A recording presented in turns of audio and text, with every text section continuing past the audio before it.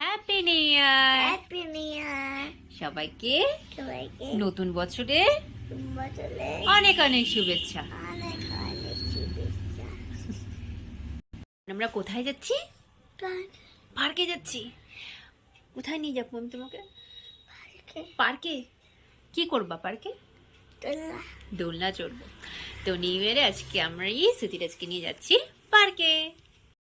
দুজনে মিলে বেরিয়ে পড়লাম এই ঠান্ডার ওয়েদারে। বাইরেটা ভালোই কিন্তু ঠান্ডা ছিল। দুজনে মিলে টোটো করে এখন যাচ্ছি পার্কে। পার্কে আজকে বেশ প্রথম দিকে দেখি ফোয়ারা, আর ফোয়ারা দেখতে তো সুধীরাজ খুব ভালোবাসে। মাথায় একটু টুপি পরে ফোয়ারার সামনে দাঁড়িয়ে আছে, একটু জল ছিটছিল, মজা নিচ্ছিল। আর আজকে পার্কে কিন্তু অসম্ভব ভিড়। নিউ ইয়ার বলে কথা, ভিড় তো হবেই বলো। তোমাদের নিউ ইয়ার কেমন করে কাটলে? আমি তো ভয়েস ওভারটা একটু লেট করেই দিয়েছি। তোমরা কেমন এনজয় করলে? নিউ ইয়ারে কোথায় গেলে? অনেকেই তো বাইরে ঘুরতে গেছো। আমি তো ছোটোখাটো এই সুতিরাজকে নিয়ে জলপাইগুড়িতেই কাটালাম নিউ ইয়ার আমাদের পার্কে মজা করে। আর ওয়েদারটা প্রচণ্ডই ঠান্ডা ছিল সেদিন। বাইরে কোথাও যাবো ভাবতেই পারিনি, তাই ভাবলাম না, নিউ ইয়ারটা কেন মিসটা হবে, একটু পার্কেই নিয়ে যাই। তোমাদের কেমন কাটলো অবশ্যই জানিও। আর আমাদের পার্কটা দেখতে পাচ্ছ কত সুন্দর করে সাজিয়েছে।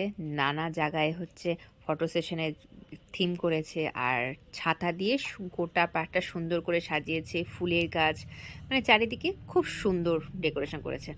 তারপর আমরা বসে একটু আড্ডা টাড্ডা মারলাম, সবাই মিলে একটু খাওয়া দাওয়া খেলাম আর গল্প গুজব করলাম। আর বাচ্চারাও খুশি, আমরা মায়েরাও খুশি। আমাদের এই ছোট্ট করে আমরা সেলিব্রেশন করলাম আমাদের নিউ ইয়ার। নতুন বছর সবার খুব ভালো কাটুক। শেষে সুতিরাজ আর বাচ্চাদেরকে ক্যান্ডি ফ্লস, বেলুন আর ফুচকা টুচকা খেয়ে আমরা চলে আসলাম বাড়িতে। কেন বাড়িতে গিয়ে আবার সুতিরাজকে পড়া আছে, সুতিরাজের রিয়া দিদি আসবে।